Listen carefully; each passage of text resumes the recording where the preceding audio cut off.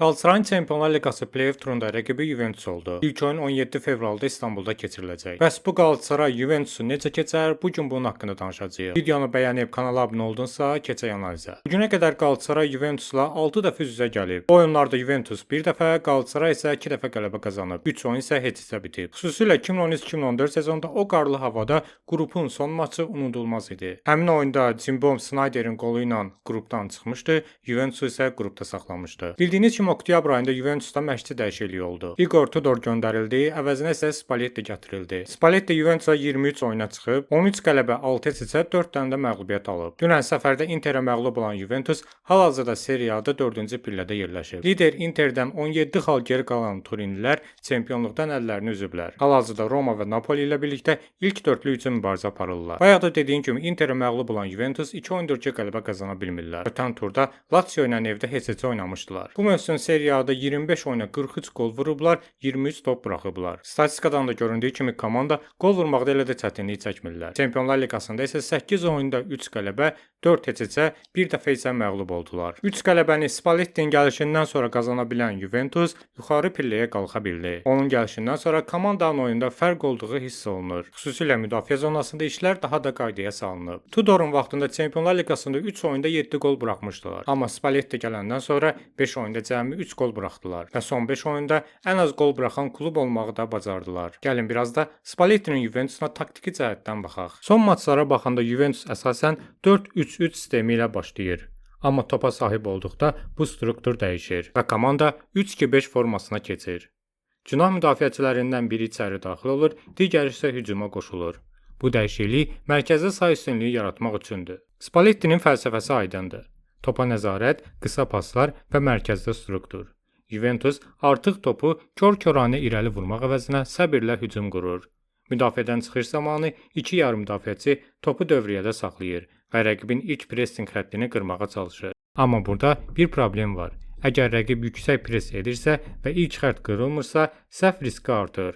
Son oyunlarda Juventusun məhz bu zonada top itkiləri yaşadığını görürük. Bu da sürətli hücumlara şərait yaradır. Spallettinin komandaları həmişə koordinasiyalı pressinglə seçilib.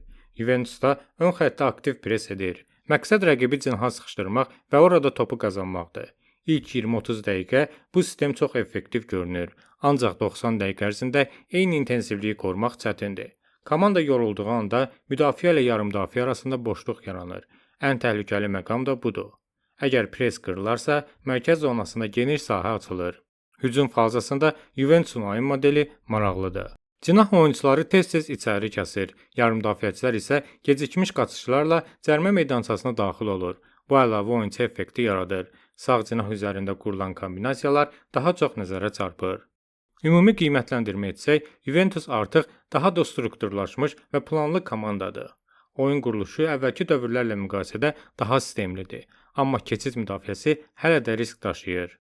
Əgər Spalletti mərkəzdə balansı daha da gücləndirə və hücumda biraz daha birbaşa oynamağı artıra bilsə, bu Juventus daha da təhlükəli olacaq. Qalatasarayda isə işlər yolunda gedir. Komanda son 4 liq oyunun hamısını qələbə ilə başa vurub. Bu 4 oyunda 15 gol vurublar, 2 top buraxıblar. Son turda isə Eyüpsporu 5-1 məğlub edərək Juventusun oyuna yüksək əhval-ruhiyyədə hazırlaşırlar. Qalatasaray qış transfer pəncərəsini çox yaxşı keçirdi. Komanda Çempionlar Liqası heyətinə 3 yeni futbolçu əlavə eləyə bildi. Napolidən Nolanqı icarə əsasında transfer elədilər. Keçən mövsüm Bayern Münxenə transfer edilmiş Saşa Boyeni geri qaytardılar və Gironadan sağ cinah vingeri Asprillanı transfer elədilər. Bununla da Okan Buruk'un əlinin altında geniş bir heyət yarandı. Komandanın heyətində demək olar ki, zədəli futbolçu yoxdur. Son olaraq Leroy Sané zədələnmişdi. Artıq o da zədəsini sağaldı və böyük ehtimal Juventus'un oyunlarda iştirak edə biləcək. Bəs Galatasaray bu Juventus'la necə oynamalıdır? Juventus hal-hazırda topa nəzarət edən strukturlaşmış futbol oynayır.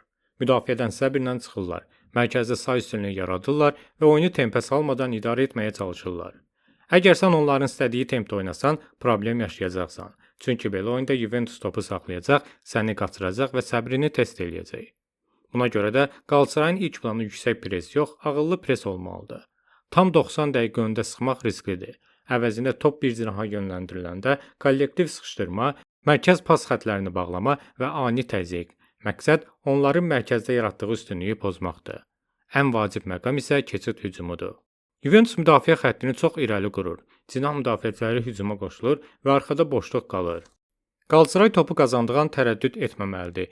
2-3 sürətli baz, birbaşa arxaya ötürmə və sürətli qaçışlar bu oyunun taleyini həll edə biləcək əsas silahdır. Əgər oyun sürətli keçid üzərində qurulsa, Juventus çətinlik çəkəcək. Çünki onların ən zəif nöqtəsi müdafiə keçididir. Mərkəz mübarizəsi də kritik olacaq. Juventus texniki və struktur baxımından güclüdür, amma oyun fiziki tempə minəndə balans itirə bilərlər. Qalatasaray orta hissədə aqressiv olmalı, ikili mübarizələrdə sərt oynamalı və tempini yüksək saxlamalıdır. Əgər Juventus rahat pas edə bilsə, oyunu idarə edəcək. Juventus cinahdan içəri kəsən oyunçularla təhlükə yaradır. Buna görə Qalatasaray cinahları tək buraxa bilməz. Cinah müdafiəçisi ilə yarım müdafiəçi birlikdə işləməlidir.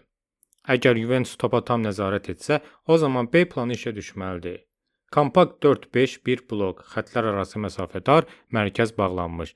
Nəticə olaraq Qalatasaray bu oyunu açıq hücum futbolu ilə yox, intizamlı və sürətli keçidlərlə qazana bilər. Oyun Juventusun tempində getsə risk böyükdür.